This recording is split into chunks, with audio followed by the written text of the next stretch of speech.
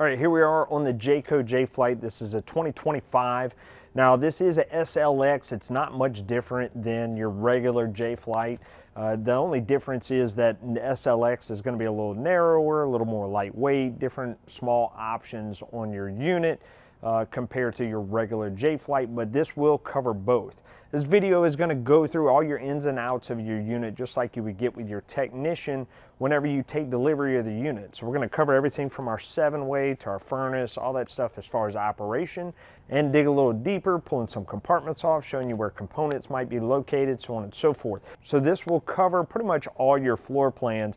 Things may not be located in the exact same spot, but I'll give you a little bit of identification as to where you can find it in your particular floor plan of your unit. If you want deeper dive on some of these videos, you can find it on that YouTube channel for Great American RV under Hap's Helpful Hacks. Let's go ahead and get started. So we'll start in the front right here. You have your 12-volt tongue jack to make your tongue go up and down, right? Pretty simple. You have a light switch on the front, and then we have our up and down. Now, once again, this is 12 volts. If we follow our wires down, we can see it rolls down into our 7-way junction box right there, and it will feed off of power or probably our resettable breakers right here. So these resettable breakers are thermal. You'll see them on the front end of your unit. If we pull this little red cap off right here, we will see 2 posts on here, okay? So we have our main battery feed going into this one, and then it will generally jump to our next. That's what our top lines are for, feeding power to all these top posts. Now what happens is if our, let's say our jack has a short in it or something happens, when we initiate power on it, it's gonna overamp this circuit by heating it up, and then this will disconnect power to this post right here, feeding to our slide outs jack, so on and so forth. So what happens is it'll cool down and automatically reset itself, and then it will go back to working. Now, if you're continuously having this problem, then there may be an issue with the component that it's operating, or maybe it was just a small overamp or something like that. Maybe you overextended that jack or whatever. It'll reset, and then you can go back to doing what you're doing. If you ever want to test these, get a 12-volt light or a meter. You should have 12 volts on this top post from your battery right here, and if the breaker isn't tripped, you'll have 12 volts to this post right here. So getting back to our jack, we do have an override. If something happens, you pull that cap right there. We have our handle that we just drop in, we see that, and then we can just manually crank this jack up and down. All right, so it'll help get you out of a jam. I don't suggest putting an impact on here because what can happen is with those plastic gears in there, if you get in a jam, overextend it, it'll tear it apart. Manufacturer is not going to cover that type of repair. We have our safety chains on the front. Safety chains should be hooked to our receiver hitch. You have the little slots on your receiver hitch. You want to hook it to that and crisscross them, keep them the same, whatever you want. Everybody's got a preference and an opinion on that, so we're not going to deep dive too far into that. Here we have our 7-way plug. We have all of our turn signals for our camper. We also have a battery charge line and a trailer brake line in here that are both coming from our vehicle battery and our brake controller on the inside. So the charge line is actually going to charge our battery that's in there while we're traveling down the road off the alternator of our car. Our blinkers, all that stuff is going to operate off of our blinkers on our car, and then our trailer brake is going to go through here and activate our trailer brakes on there, okay? So when we hit our brakes on our car, our brakes on our trailer will activate as well. You have voltage that you can go ahead and change on how hard, how much voltage you want to go to the brakes on here. And you want the trailer to be stopping your vehicle, not your vehicle stopping the trailer. So if you need to increase it, and we'll have some other videos on brake controllers and going over that a little bit more. Any power, blinkers, anything that goes through this, there's no fuses on your trailer when it's concerned with blinkers and stuff. You're gonna have fuses generally under the hood of your vehicle, your towing vehicle, that have to do with right trailer blinker lights, right trailer brake lights, or charge line, or anything like that. Check your owner's manual. Those fuses are going to be on your car. You're not going to have any fuses on your trailer. If it's not working on your trailer, then probably the light is bad or you have a connection if all your fuses are good on your car. Down below that, we have our breakaway box right here. That breakaway box has an end to it. We'll see right here. All right, so we have a little loop. I suggest getting a little lanyard clip that goes on here, and you want to hook it to the receiver hitch where you hook your chains up. You don't want to hook it to your chains or on the ball hitch, anything like that, because if that ever fails, we want this pin to pull out of this box. And as long as we have a good 12-volt battery, then it will go ahead and put 12 volts to our brakes and stop the trailer if any kind of catastrophe happens. It's a nice little safety mechanism right there. Anytime you're in travel, you want to make sure that little pin is pushed into that box all the way. Otherwise, your brakes are going to be active while you're traveling down the road and you will burn them up, okay? Here we have our propane tanks. Let's pull this cover off.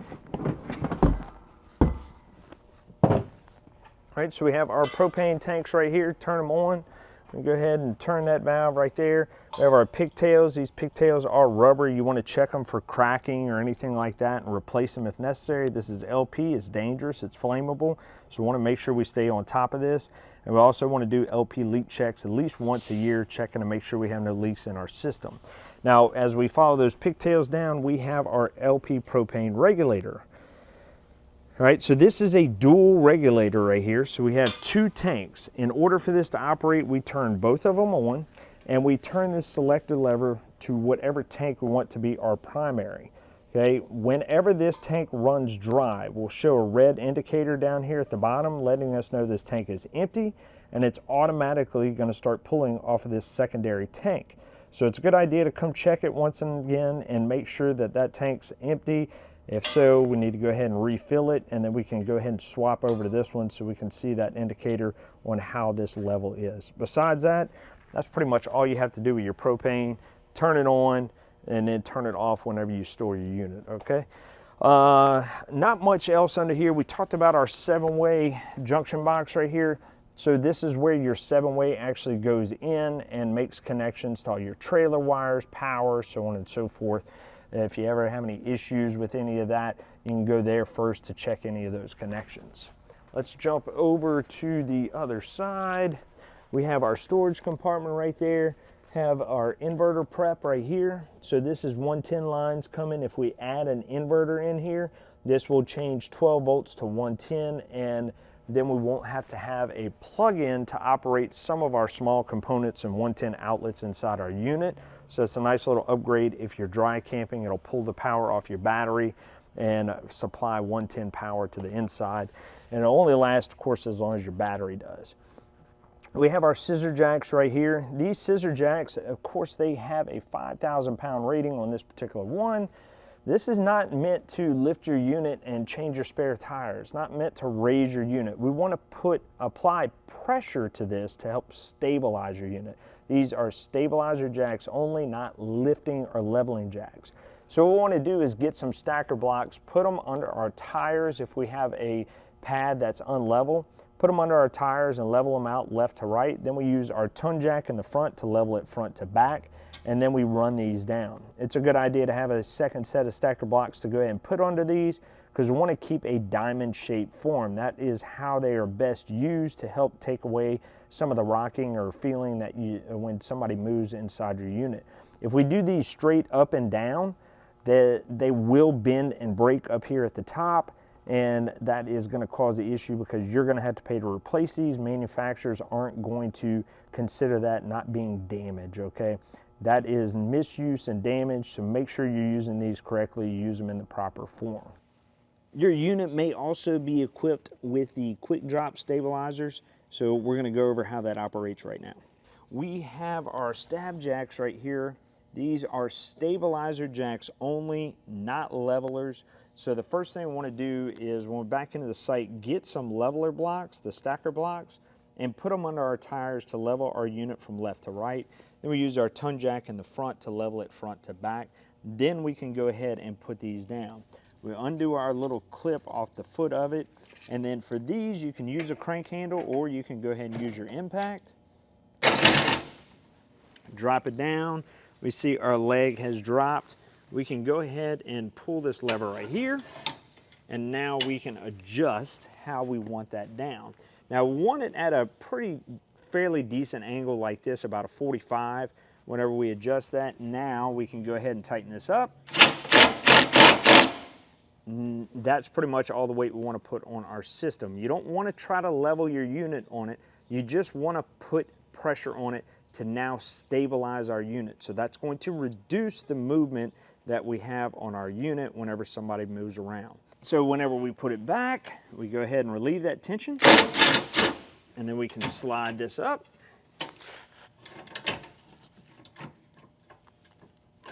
A little difficult to do with one hand, right? Get it locked back in. Now we retract it the rest of the way. Then we clip our little clip back on this hole right here, just in case this backs off. That will keep it from falling and hitting the ground while we're traveling. As we move down, we have our black holding tanks and our gray holding tanks, okay? So once again, yours may not be located here on your unit, maybe in the back, whatever, but they're all gonna work the same. So on our black tank is gonna be that bigger pipe right here, that 3-inch pipe. That is holding all of our sewage from our toilet. So our black tank needs to have water stay in it. So we want this valve closed all the time until we're ready to dump.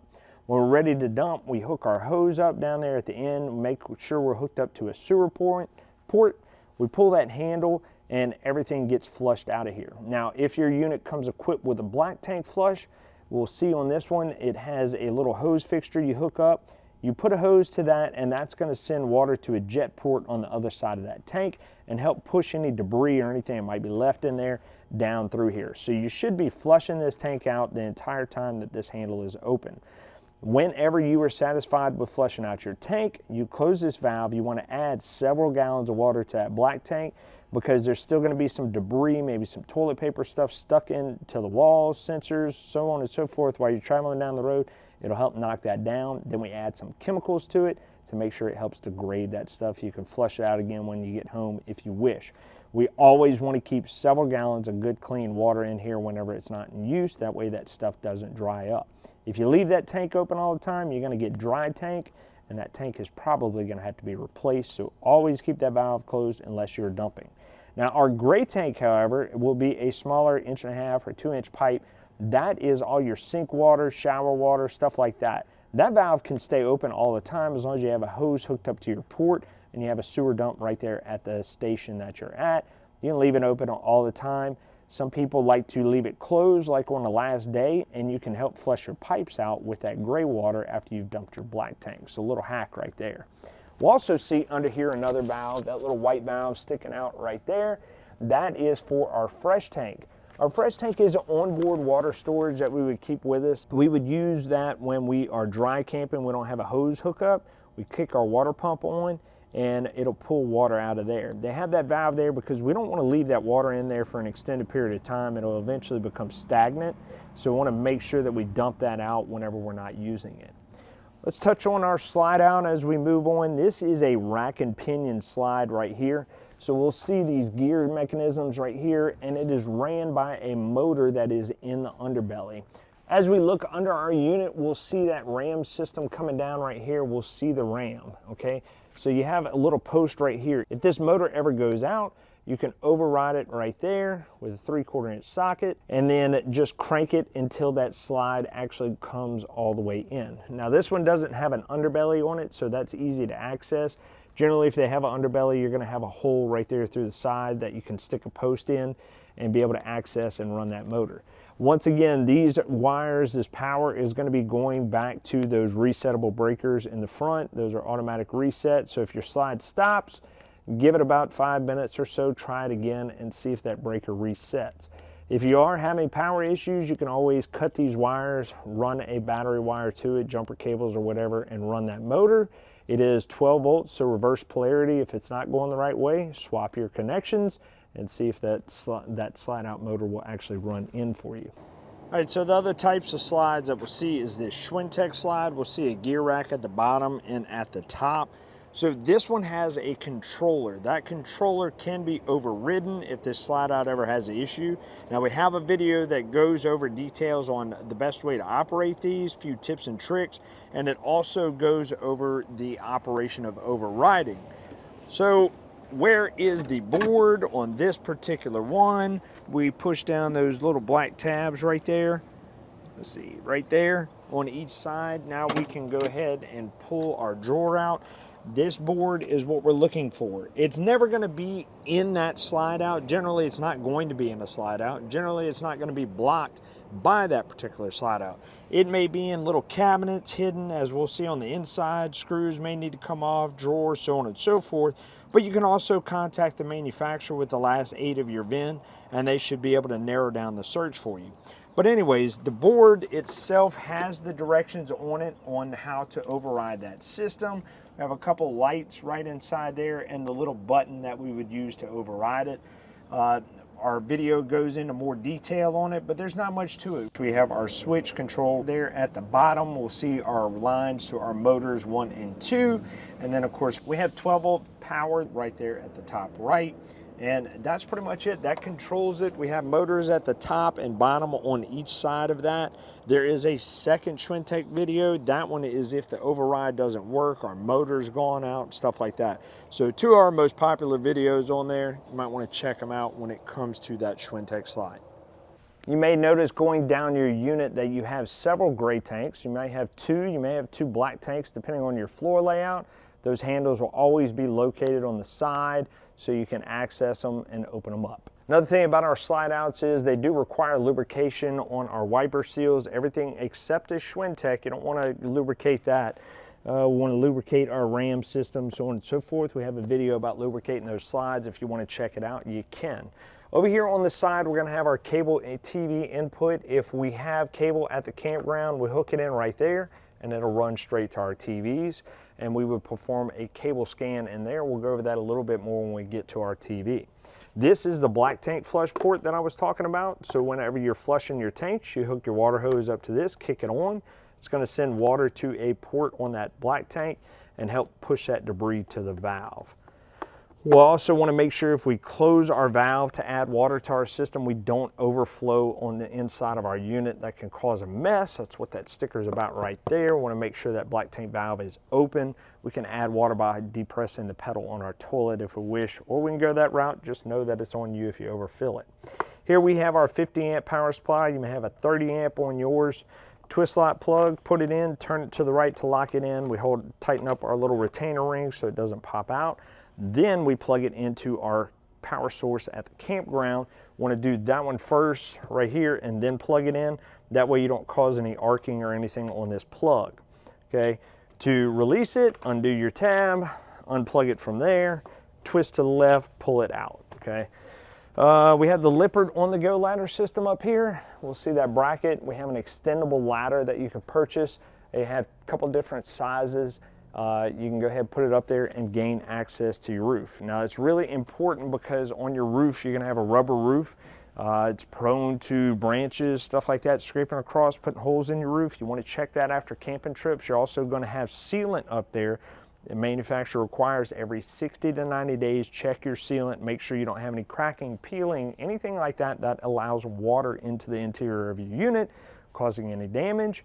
Manufacturers will not cover any repairs that are due to water damage if you are not maintaining your unit. This includes all of our sealant around our trims, compartment doors, anything like that, lights, so on and so forth. You see a spot with silicone or where water can potentially get in, seal over it, clean it, seal it, maybe even have to peel the old sealant off and reseal it, whatever the case may be, make sure you're doing that. Otherwise, water is going to get in there and damage your unit. Manufacturers won't participate if we're not keeping proper maintenance on our unit. So make sure you're doing that. Number one issue when it comes to dealing with that kind of stuff. So we want to make sure we're doing that properly. All right, on the back here, we're going to have our fill tube for our fresh tank. So we'd hook our water hose up here, turn it on, and we can start to fill up that fresh tank we talked about with the drain underneath. Now, we can go off of our meter on the inside and watch as that thing fills up. Once it hits full, turn it off. If you happen to overfill it, don't worry. There's going to be an overflow tube under here that will go ahead and overflow out. Obviously, if the tank gets too full, the water will just go ahead and expel out on the ground. Of course, that's your good indicator that it's full as well. Beyond that, we have our city water connection right here. That is what you'll use if you have a city water source there at the campsite. Hook it up there, turn your water on. It's going to supply water to all your fixtures. Outdoor shower right here closes with a lock right there. We can go ahead and flip it down, take our shower head, put it right here, have hands-free showering, turn your hot, cold on. Important tip about this with our tankless water heater system especially, make sure that these are off and you didn't just close it right there with the little switch on the handle.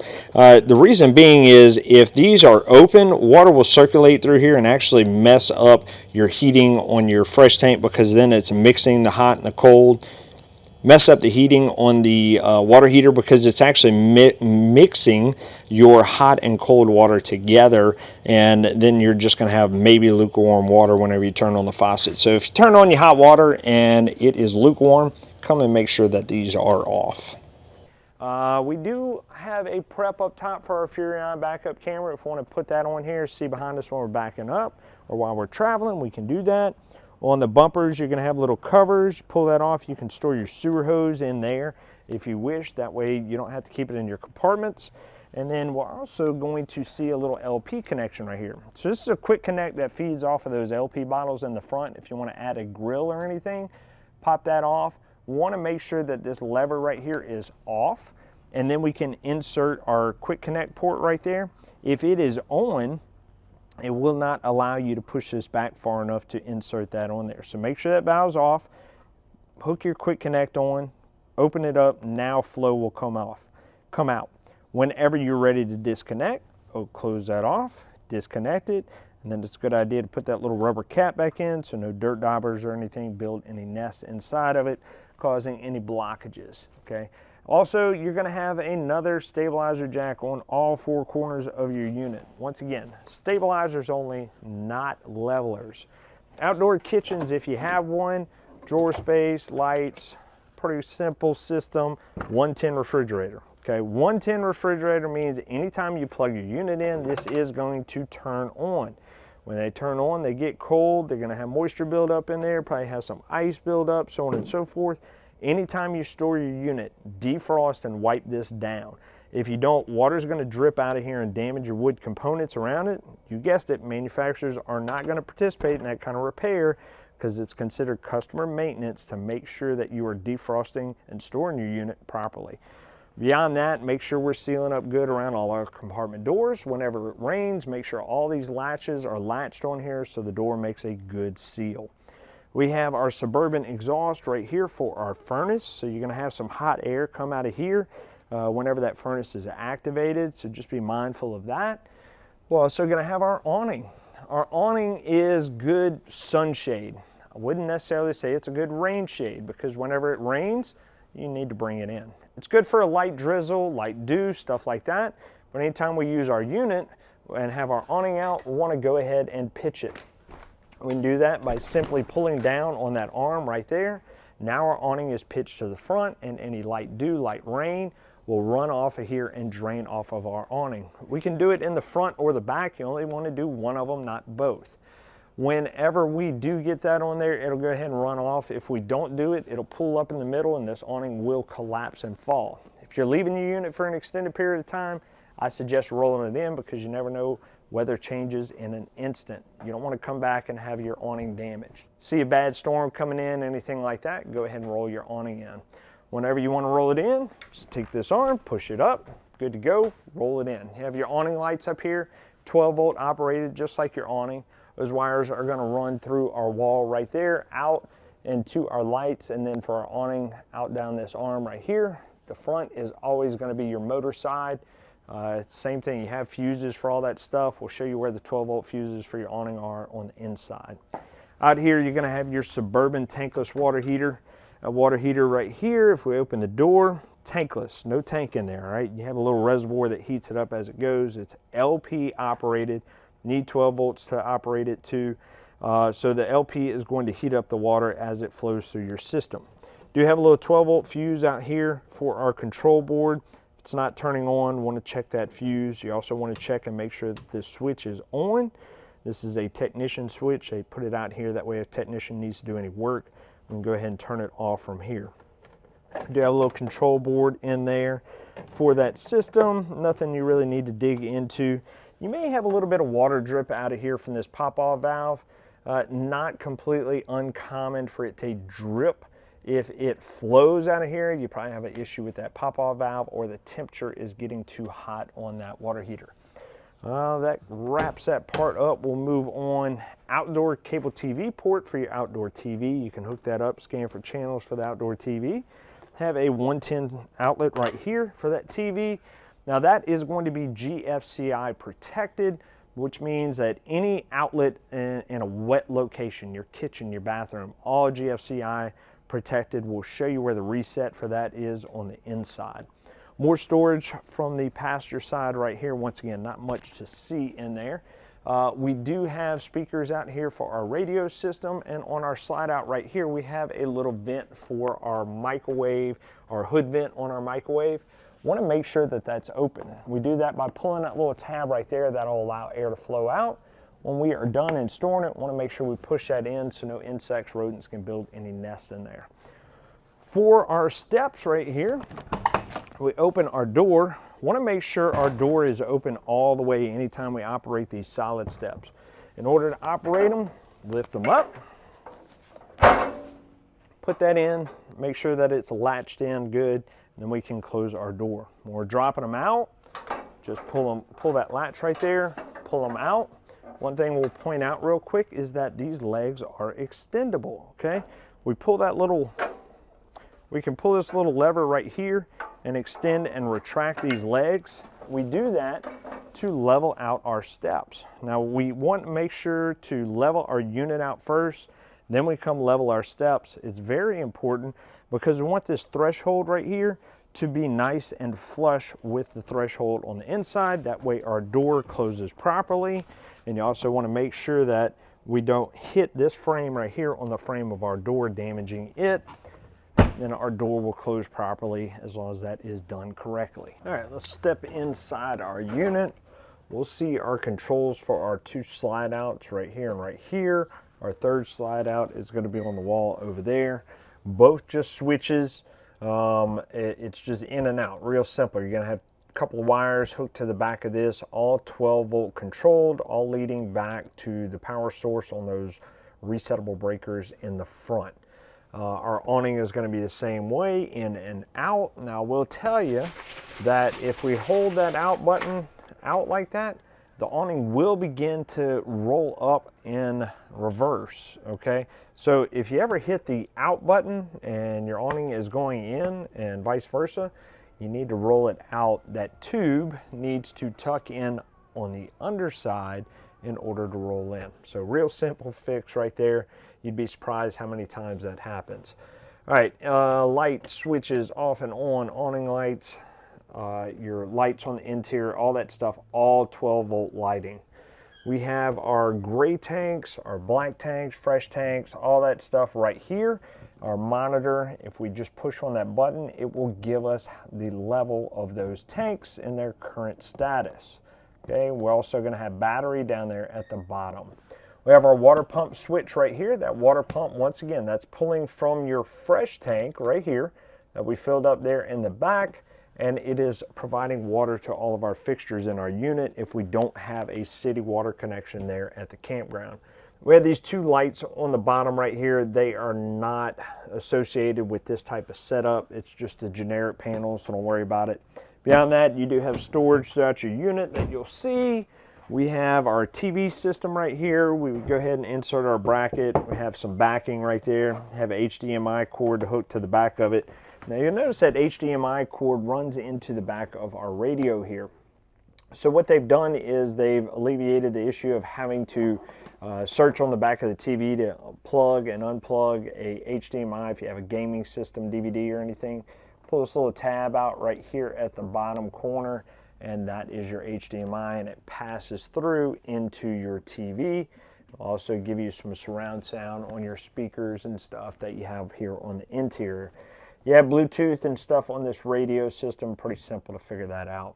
Over to the right, you're going to have your cable setup. So we hooked up our cable on the outside. That runs into this port right here. You hook a coax to the back of your TV, and then you scan for cable channels. We have a video that goes over how to scan for cable and antenna channels. I suggest you do that. One thing to remember is this little green light right here is the antenna booster. So anytime you scan for cable channels, you want to make sure that light is off, otherwise it'll scramble the channels coming in. Whenever we want to search for antenna, we want that light to be on. Antenna is also going to come through this coax port right here to your TV. Then we need to go to our settings and scan for antenna. Moving on, we have our bathroom right here, toilet right here at the bottom. Our toilet is where all of our number 2, number 1, all that stuff goes, right? And into our black tank. Now, important thing about our toilet is if we're just doing number 1, hit that pedal, send it down the drain. If we're doing number 2, of course we have solids, toilet paper, all that stuff in here. We want to barely push that pedal down and water will start to fill up this bowl.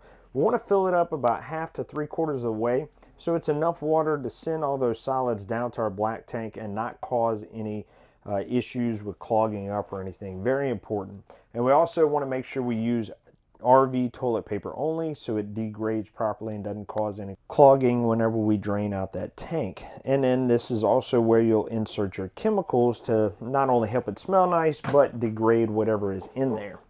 Under our shower, let's give you a little look at our shower real quick. Travel latches are important on our doors and our showers so the rollers don't come off and all that crazy stuff. Hot, cold, simple. You do have an on-off button right there at the top on that faucet head, and what that's for is if you're dry camping, you're trying to reserve the amount of water going into your gray tank as well as the amount of water you're using from your fresh tank because you don't have a drain or you don't have city water, whatever. You can just do it with the flip of the switch up top, keep your water temperature like you have it, turn it back on when you're ready to rinse off, okay? Down below it, let's get our flashlight. All right, we'll see our P-trap right there, accessible with 2 screws. We can go ahead and check that out. Of course, that's going to lead down to have a little hole cut out. That way that P-trap can dip. And we want to check all of our piping throughout our unit. That's why I show you this access. Check that every now and again. Make sure everything's tight under there. We can feel the insulation, no wet spots or anything like that. It's good to know how to access these things. Speaking of, we'll look over to the right and accessible right here under our sink. All we had were these panels right here on each side. They had 2 screws in them. Pull that off, and now we can see the back of our water heater. Okay, so tankless water heater. We have our cold water inlet right there and our hot water outlet. So water passes through there, gets heated up, and then it comes out. You'll see your LP connection right there on the back, supplying LP gas to it. And then, of course, our 12-volt power and our communication up to our controller. So once again, gaining access to all of our fittings right here. You have access to your fittings on the back of your faucet for your sink right there. We want to know where all that stuff is on our unit, because when winter comes around and summer comes back around, you get a lot of hot and cold, right? Plastic expands and contracts. It's good to go ahead and just put a little turn on these and make sure that everything is tight. Be able to check them at least once a year and make sure you don't have any dripping water in there.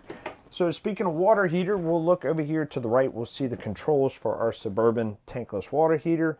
Very, very simple. We kick it on, we set our temperature. That's it. We're going to go ahead and set it 122, 115, whatever you want it to be. When you turn your hot water on, it's going to kick on and it is just going to start heating that water. We'll see our output temperature change and start to escalate to the whatever temperature we have it set at. Bottom button right here, Celsius, Fahrenheit. That's it. Nothing more to it. Can't get any simpler. Over here, we'll see that GFCI resettable outlet right here. So this is going to control the outlets in all those wet locations that say GFCI protected. If it is tripped, you'll see that little red light right there come on. That means that's tripped. It works like a circuit breaker, okay? So all we got to do is come over here and reset it.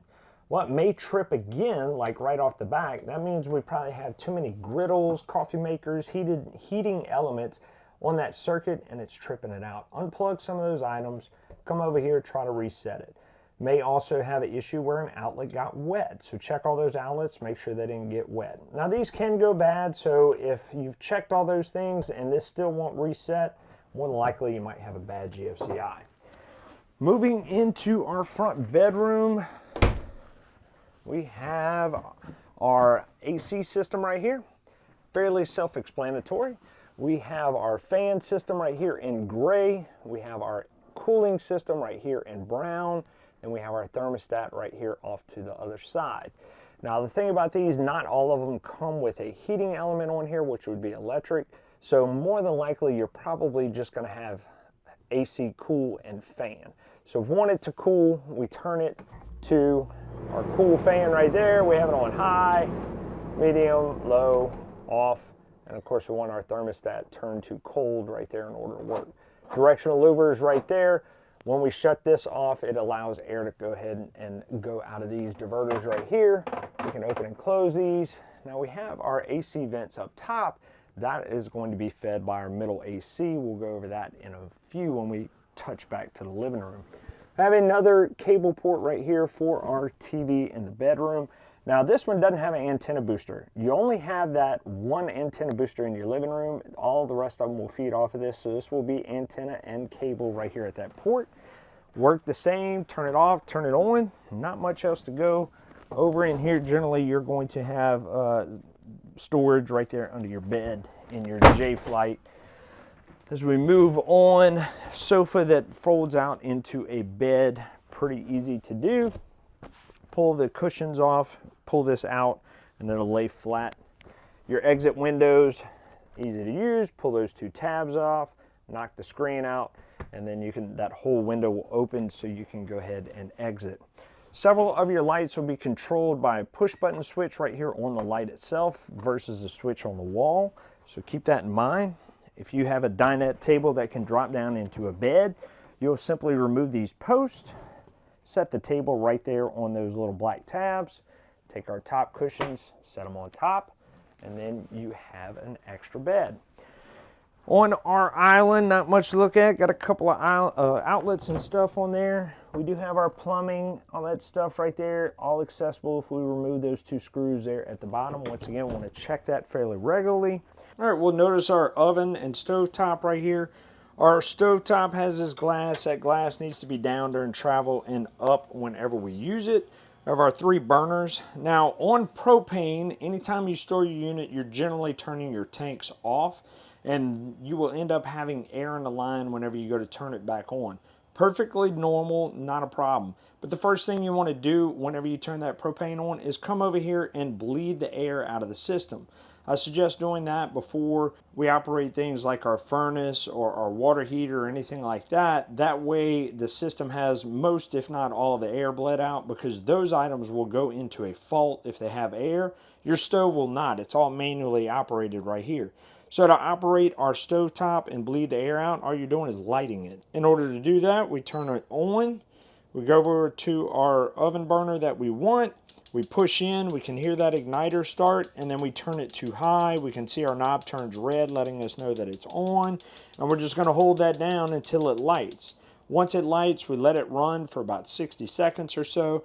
Probably an orange poppy flame for a little while, and then you'll start to get that blue flame. You've gotten most of the air out, then you can go operate those other appliances. So that's how the stovetop works. Turn it off, just turn it back to the off button. Once it is lit, you just let off of it. You can adjust your temperature there. Whenever you're done, of course, drop that glass top down. And then in order to operate our oven, if we open it up, we're going to have our igniter and burner tube and everything down there. We come over to our screen right here. We push oven. That'll initiate our fan and everything in there, get everything going. And now we have our current temperature, all right? From there, we can set our temperature by hitting temp. We can adjust that temperature right there. And then we can also adjust our timer right there off to the right. Once we are ready, we come over to our oven knob right here. Kind of hard to see, but it says off and pilot and auto. We're going to do just like we did up top. We're going to turn it to pilot, hold that button down, and we can kind of see our igniter trying to ignite right there. Once it lights, we're going to go ahead and hold that down for another 20 seconds or so to warm up that thermocouple. And then we're going to turn it to auto right there. And then our burner tube right here will light up. And then we can close our oven and it will begin to raise in temperature. Now, whenever we're ready to shut it all off, just hit oven and you're good to go. We have our hood vent we talked about outside. Standard microwave right there. And then we have our Envision refrigerator. Have our freezer and our fridge right there. Control knob there off to the side to go from 0 to 6, 7, whatever the case may be there as far as your temperature. And then keep in mind, once again, this is 12 volt operated, so anytime you have your 12 volts active, this fridge is going to be running unless you turn it down to 0. Okay, so we want to make sure that we defrost all this properly, just like our outdoor fridge. All this, if this defrosts into water, it rolls out, damages our wood around our refrigerator. Manufacturers aren't going to cover that. So that'll work off our battery system. We don't have to have 110 for that to stay cold, so keep that in mind. Nice and easy. Pantry right there, not much to look at. Look off to the right, we have some cabinets and stuff.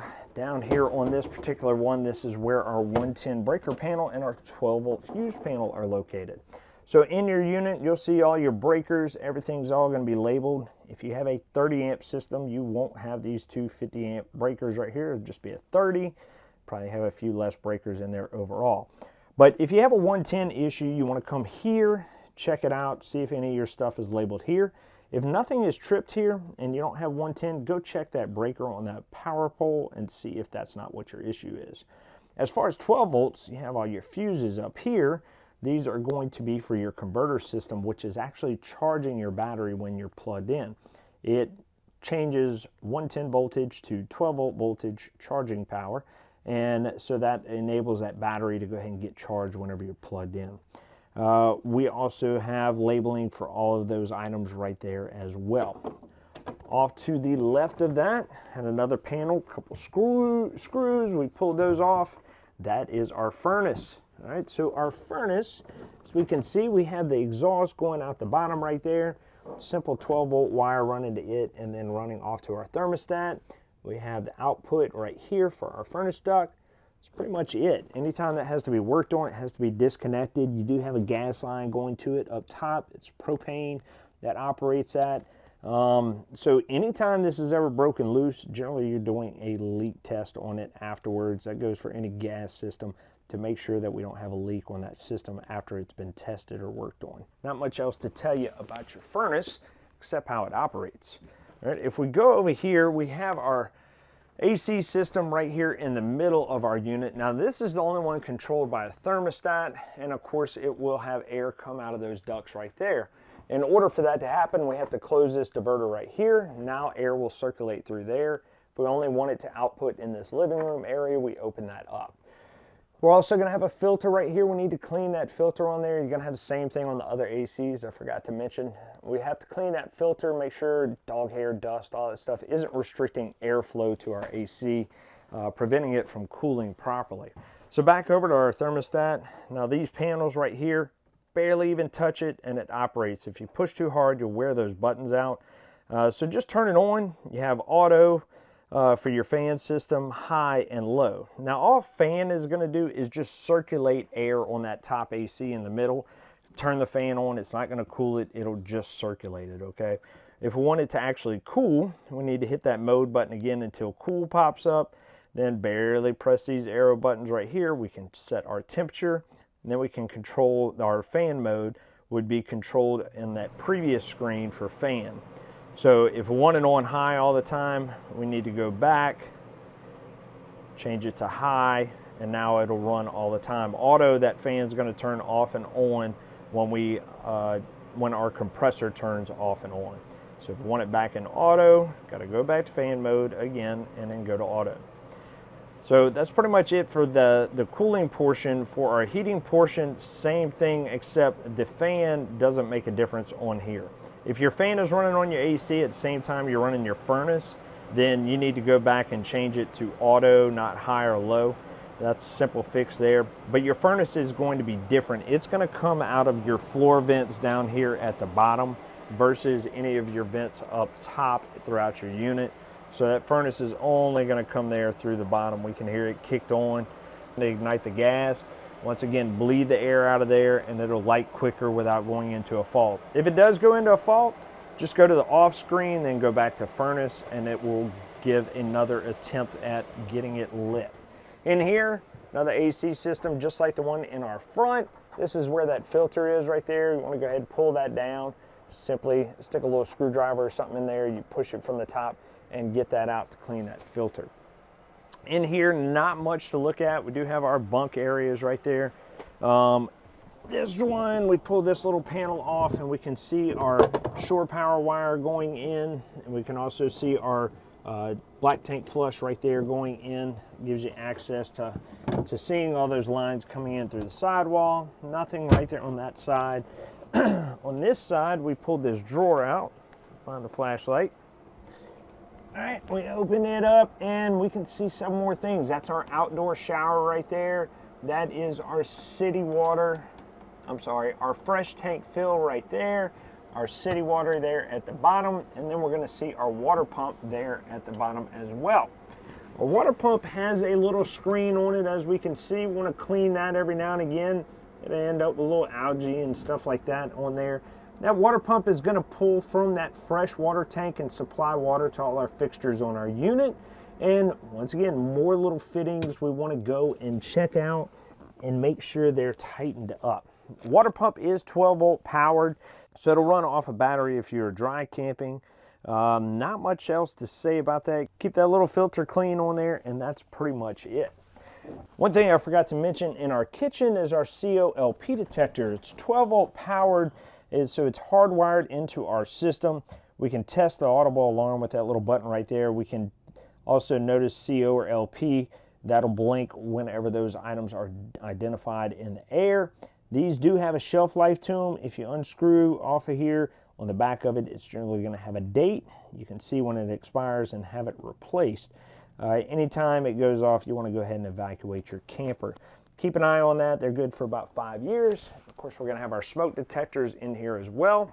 10-year shelf life, 9-volt battery. We have our little audible alarm tester on there as well. Wraps up everything on our J Flight. If you have any questions, something we didn't cover, let me know. Be happy to cover it. Hope this summed up everything that you need to know about your J Flight. Thanks for watching here at Great American RV. We'll bring the how-to to you. Well, we hope you found that resourceful, but wait, there's more information on our Great American RV YouTube channel. This channel right here, find the playlist Hap's Helpful Hacks. We go over different products in this unit, and we'll take a deeper dive with more diagnostics, more information, as well as helpful tips when you're out camping. Tell your buddies, tell your friends, like, share, subscribe, do all those awesome things on YouTube, TikTok, wherever you found us, and keep watching here at Great American RV SuperStores, where we bring the how-to you.